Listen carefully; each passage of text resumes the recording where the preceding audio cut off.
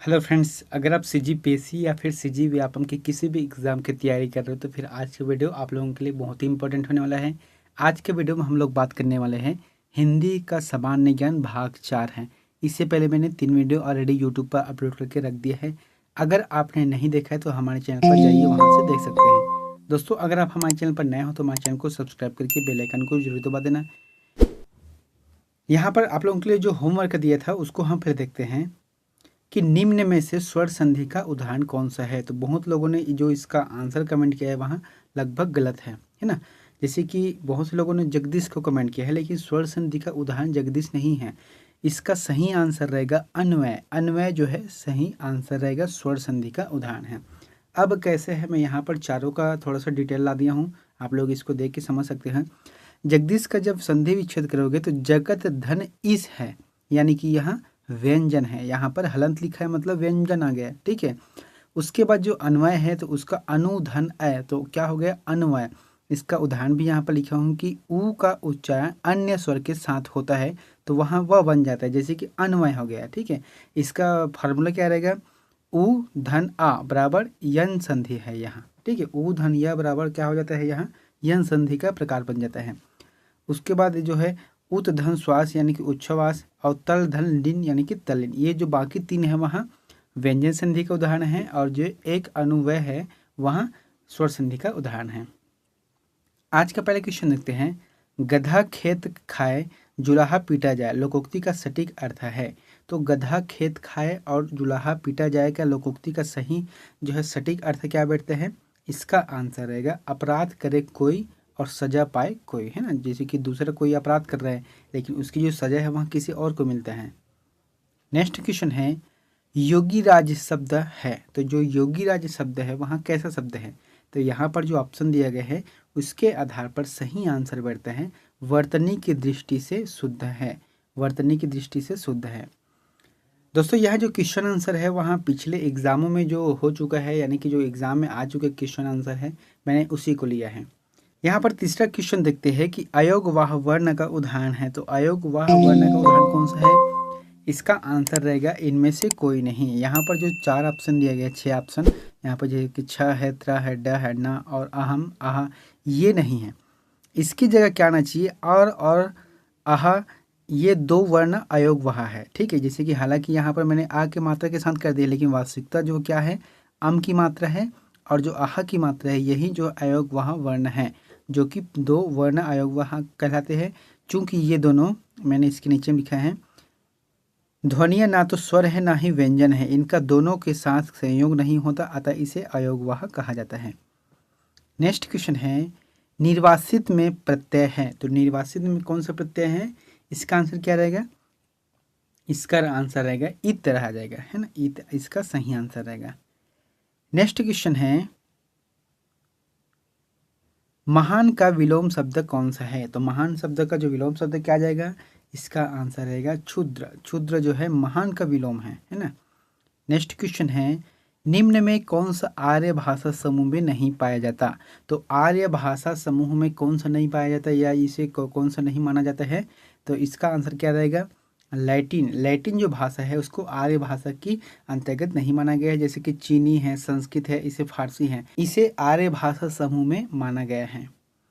Next question है व्युत्पत्ति की दृष्टि से शब्दों के भेद होते हैं। दोस्तों, यहाँ पर देखना शब्द क्या बोला गया है, व्युत्पत्ति ना कि उत्पत्ति, है ना। तो व्युत्पत्ति के दृष्टिकोण से शब्द के भेद कितने होते हैं, इसका आंसर है 3 भेद होते हैं। कौन कौन से 3 भेद होते हैं, यहाँ पर देखते हैं। शब्दों के भेद 5 प्रकार के होते हैं, ठीक है। उसमें क्या है, अर्थ के आधार पर, व्युत्पत्ति के आधार पर, उत्पत्ति के आधार पर, ध्वनि के आधार पर और रूप परिवर्तन के आधार पर, ये 5 प्रकार हो गए। अब प्रश्न क्या बोला गया है, व्युत्पत्ति के आधार पर। तो व्युत्पत्ति के आधार पर कौन कौन से हैं, रूढ़ है, यौगिक है और योग रूढ़ है। ये जो 3 इसका सही आंसर रहेगा। नेक्स्ट क्वेश्चन है निम्न में तत्सम शब्द है। तो निम्न में से तत्सम शब्द कौन सा है, तत्सम शब्द होता है संस्कृत का, ज्यों का त्यों लगभग संस्कृत ही होता है। तो इसका आंसर क्या रहेगा हरिद्रा। हरिद्रा जो शब्द है वहाँ तत्सम है और इसका तद्भव शब्द क्या आ जाएगा, हल्दी आ जाएगा। नेक्स्ट क्वेश्चन है अक्ल का दुश्मन मुहावरे का अर्थ है। तो अक्ल का दुश्मन होना मतलब मुहावरे का क्या अर्थ रहता है, इसका अर्थ होता है महामूर्ख। महामूर्ख को कहा जाता है कि अक्ल का दुश्मन है। नेक्स्ट क्वेश्चन है, निम्न में कौन सा संघर्षी व्यंजन है? ठीक है, प्रश्न क्या बोल रहा है कि संघर्षी व्यंजन, तो इसका आंसर क्या रहेगा? श। जो श शब्द है वहाँ संघर्षी व्यंजन है। देखो, संघर्षी व्यंजन और स्पर्श संघर्षी व्यंजन अलग अलग हैं। जैसे कि संघर्षी व्यंजन के अंतर्गत क्या क्या आता है? फ, स, ज, श, ख, ग, ह, ये जो है संघर्षी व्यंजन है। लेकिन जो स्पर्श व्यंजन यानी कि जो स्पर्श करता है मुख के कोई अंग को, च, छ, ज, झ, ये जो शब्द है वहाँ स्पर्श संघर्षी व्यंजन है। नेक्स्ट क्वेश्चन है, दोस्तों मैं क्वेश्चन के साथ साथ आप लोगों को कुछ एक्स्ट्रा फैक्ट भी बता रहा हूँ, तो वो भी याद रखना, क्योंकि प्रश्न कभी भी कुछ भी तरीके से घुमा के पूछ भी सकता है। नेक्स्ट क्वेश्चन है, प्रत्युन्नति शब्द में कौन सा उपसर्ग है? तो प्रत्युन्नति जो शब्द है उसके उपसर्ग कौन सा है? उपसर्ग हमेशा पहले लगता है, तो इसका आंसर क्या रहेगा? प्रति। प्रति इसका आंसर रहेगा प्रत्युन्नति में। नेक्स्ट क्वेश्चन है, निम्न में कौन सा शब्द देशज है? तो यहाँ पर जो शब्द दिया गया है अग्नि, खेल, लोटा और प्रार्थना, इसमें देशज शब्द कौन सा है? देशज यानी कि देसी भाषा होना चाहिए, जो लोकल भाषा है उसी को कहा जाता है देशज। तो इसका आंसर क्या रहेगा? लोटा। लोटा जो शब्द है वहाँ देशज शब्द है। नेक्स्ट क्वेश्चन है, सूर्योदय में प्रयुक्त संधि का नाम है? तो सूर्योदय का जो संधि विच्छेद होगा तो क्या होगा उसका संधि विच्छेद? इसका आंसर रहेगा सूर्यधन उदय, यानी कि सूर्योदय। तो फिर आ के साथ उ जुड़ता है तो फिर वह ओ हो जाता है, सूर्योदय। तो इसका आंसर क्या रहेगा? गुण संधि का उदाहरण है, यहाँ गुण संधि का सूर्योदय उदाहरण है। नेक्स्ट क्वेश्चन है, निम्न क्रियाओं में से कौन सी क्रिया अनुकरणात्मक नहीं है? अनुकरणात्मक मतलब होता है ऐसी कौन सी क्रिया है जिसे अनुकरण नहीं करना चाहिए? तो यहाँ पर झुठलाना है, मिमियाना है, हेनियाना है और फड़फड़ाना है। ये जो लास्ट का जो 2 और 3 और 4 जो ऑप्शन है यह अनुकरण करते हैं, हालांकि कोई भी करता है, इंसान करता हो तो जानवर करता हो, लेकिन जो झुठलाना है वहाँ कोई अनुकरण नहीं करता, यानी कि अनुकरणात्मक यह नहीं है। तो इसलिए इसका आंसर आ गया, पहला आंसर आ जाएगा। नेक्स्ट है, जलज शब्द है। तो यहाँ पर जो शब्द दिया गया है जलज, तो यहाँ कौन सा शब्द है? इसका आंसर रहेगा योग रूढ़। योग रूढ़ शब्द है जलज। देखो, योग रूढ़ होता क्या है कि 2 से अधिक शब्दों के मेल से बनने वाले जो शब्द है, या 2 से अधिक जो शब्द होता है उसके बनने वाले जो शब्द होते हैं उसके मेल से जो साधारण अर्थ को छोड़कर किसी विशेष अर्थ को प्रदर्शित करते हैं। जैसे कि जलज, जलज को क्या कर सकते हैं? जल धन जा, यानी कि जल में उत्पन्न होने वाला कोई भी चीज। तो जल में क्या क्या उत्पन्न होते हैं? बहुत सारे उत्पन्न होते हैं, लेकिन इसमें सिर्फ इंगित किसे किया गया है?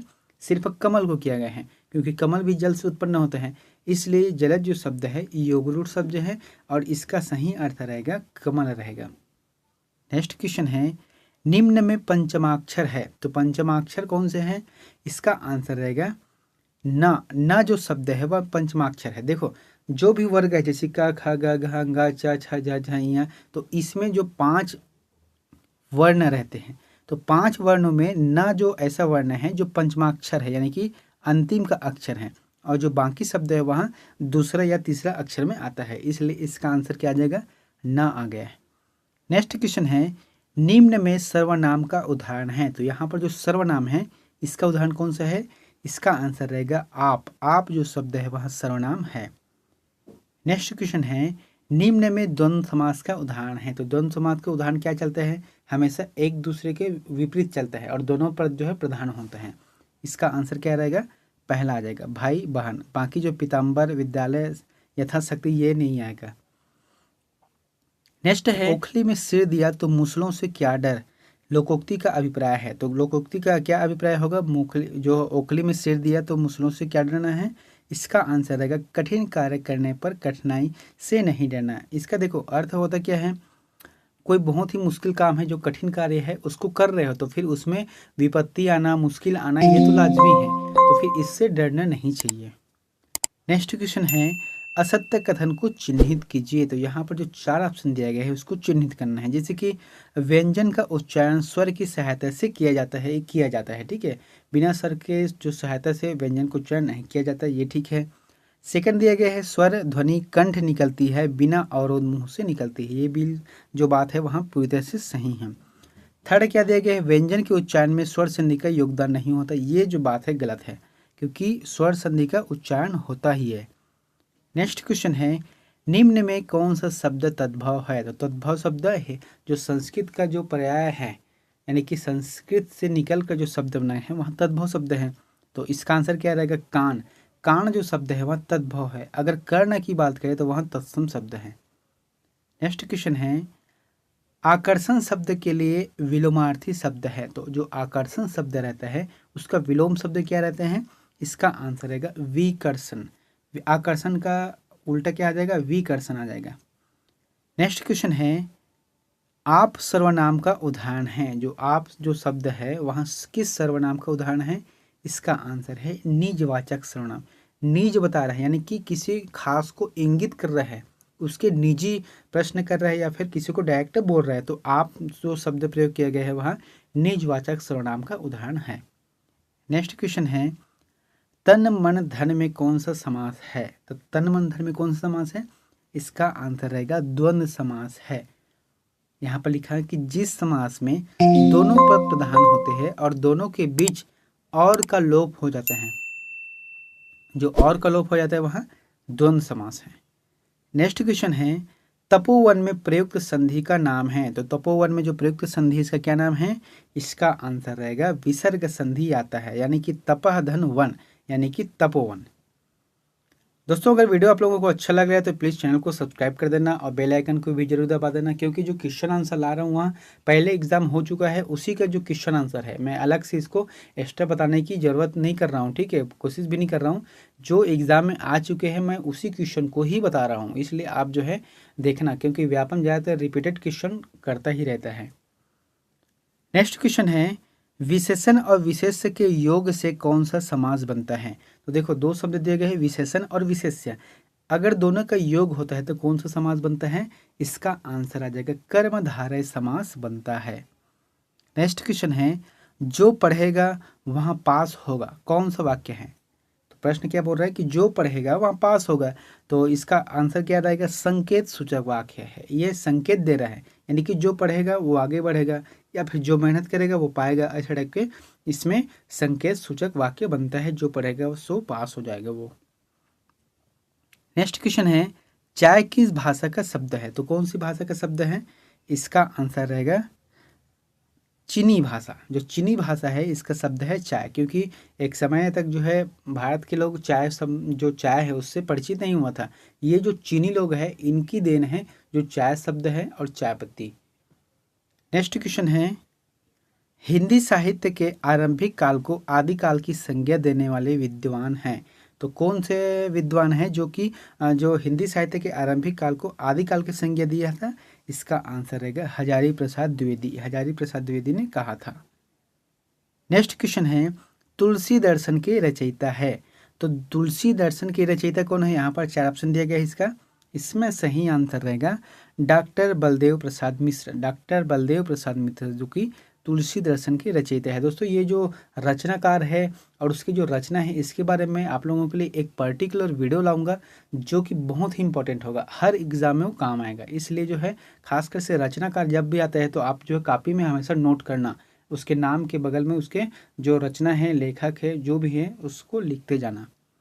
तो इसका आंसर क्या रहेगा? डॉक्टर बलदेव प्रसाद मिश्र। इसके बारे में मैंने कुछ लिख दिया है कि डॉक्टर बलदेव प्रसाद या श्री बलदेव प्रसाद मिश्र ने 100 से अधिक ग्रंथों का प्रणयन किया है, जिसमें जीव विज्ञान है, कौशल किशोर है, रामराज्य है, साकेत संत है, तुलसी दर्शन है, भारतीय संस्कृति है, मानस में राम कथा, मानस माधुरी, जीवन संगीत, उदांता संगीत प्रमुख है। और यह जो है मिश्र जी जिला राजनांदगांव के निवासी है, छत्तीसगढ़ के। नेक्स्ट क्वेश्चन है, भूलन कांदा किस साहित्यकार की रचना है? देखो अभी जो है भूलन कांदा जो कि बहुत ही फेमस हो गए हैं, तो इसके बारे में पहले देख लेते हैं कि इसकी जो साहित्यकार है किसकी रचना है। इसका आंसर रहेगा संजीव बख्शी। संजीव बख्शी की रचना है भूलन कांदा, जो कि आदिवासी जीवन पर आधारित है। जंगलों में मिलने वाले एक कांदा का नाम है भूलन कांदा, है ना। इसे 2012 में प्रकाशित किया था, जो बुक बनाया था ऑथर कौन है इसका? संजीव बख्शी, जो 2012 में प्रकाशित किया था। और वर्तमान में मनोज वर्मा इस जो भूलन है जो भूलन नाम के जो टाइटल है, इससे वो इन्होंने जो फिल्म बनाई है, जिसमें एक गाना भी है भूलन कांदा। नेक्स्ट क्वेश्चन है, भाषा की प्रकृति के संबंध में निम्न में से कौन सा कथन सही है? तो भाषा की जो प्रकृति है उसके संबंध में कौन सा कथन सही है? इसका आंसर क्या रहेगा? भाषा बहता नीर है। भाषा कैसा है? बहता नीर है। यानी कि आप लोग देखना, जो बहता हुआ पानी कैसा रहता है? हमेशा सुगंधित रहता है और साफ रहता है। तो भाषा कौन सी है? हमेशा साफ रहने वाली चीज़ है, समाज को आगे ले जाने वाली चीज़ है, समाज को रास्ता दिखाने वाली चीज़ है, इसलिए कहा गया है भाषा जो है बहता नीर है।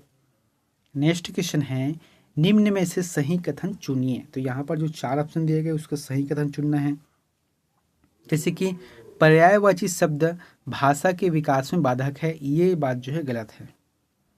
उसके बाद है पर्यायवाची शब्द भाषा को क्लिष्ट हो, तो ये भी बात गलत है। अब क्लिष्ट मतलब होता क्या है? यह हिंदी शब्दकोश का एक शब्द है ना। क्लिष्ट मतलब होता है, क्लिष्ट मतलब होता है जिसे समझना मुश्किल हो, कठिन हो, दुरा हो, दुर्बोध हो, यानी कि जिसे हम समझ नहीं सकते, उसको कहा जाता है क्लिष्ट कहा जाता है।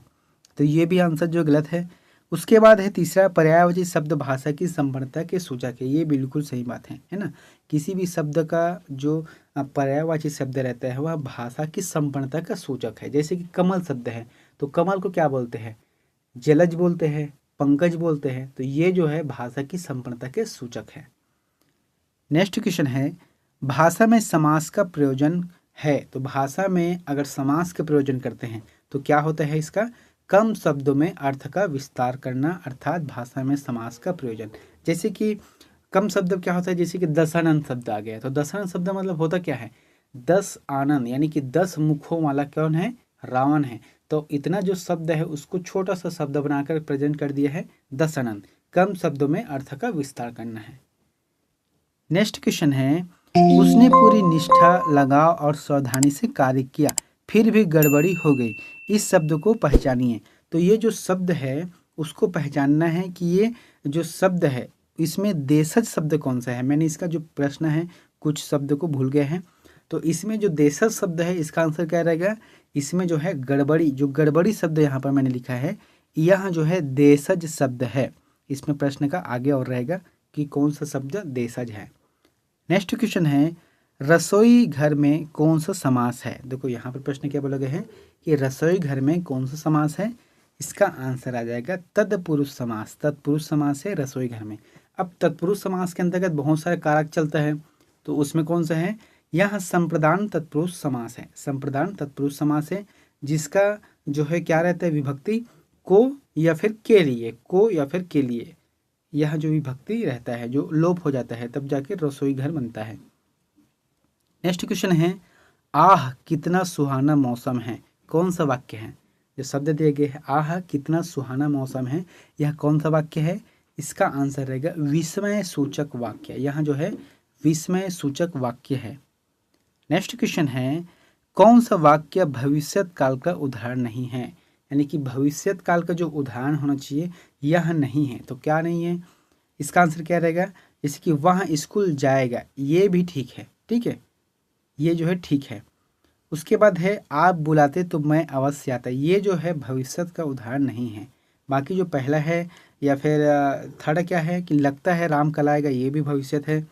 नौ मन मेल होगा तो राधा नाचेगी, ये भी भविष्यत है, क्योंकि नाचेगी हो सकता है, तो ये ठीक है। इसमें सेकंड आंसर जो है गलत है।